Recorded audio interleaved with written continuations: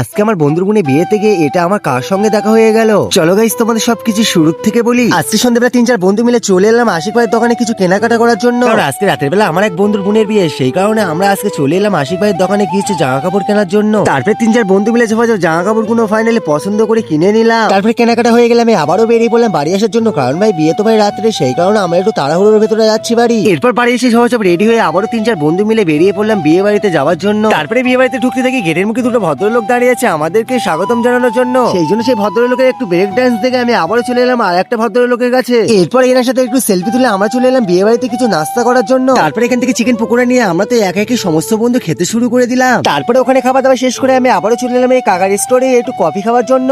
এরপর কফি নিয়ে আমি তো খেতে শুরু করে দিলাম। আর খেতে খেতে শুনলাম নাকি বর চলে এসেছে, তার জন্য আমি চলে এলাম একটু বর দেখার জন্য। তারপরে এখানে এসে দেখি বর তো আমার থেকে প্রচুর পরিমাণে লজ্জা করছে, ওই মানে সবার থেকে লজ্জা করছে, সেই জন্য মুখটা নরমাল দিয়ে ঢেকে ঢেকে দিয়েছে। সেই জন্য ওখান থেকে চলে এলাম আমরা ভাত খাবার জন্য, ওই মানে ডিনার করার জন্য। এরপরে বেশি লেট না করে ঝপাঝপা আমরা তো খাবার টেবিলে বসে পড়লাম। আর বসে যেতেই তো আমাদের প্লেট দিয়ে গেল আর কিছুক্ষণের মধ্যে চানা মটর আর একটা নান দিয়ে গেল। সেই জন্য আমি লেট না করে ঝপাঝপ খেতে শুরু করে দিলাম। আর খেতে না খেতে কিছুক্ষণের মধ্যে ফাইনালি বিরিয়ানিও দিয়ে গেল। চলো গাইস আমি তাহলে খেতে থাকি, তোমাদের সাথে দেখা হচ্ছে অন্য কোনো ভিডিও। আজকে মিনি ব্লগ আমি এখানে শেষ করছি, দেখা হচ্ছে অন্য কোনো ভিডিও। টাটা বাই বাই, ভালো থেকো সবাই।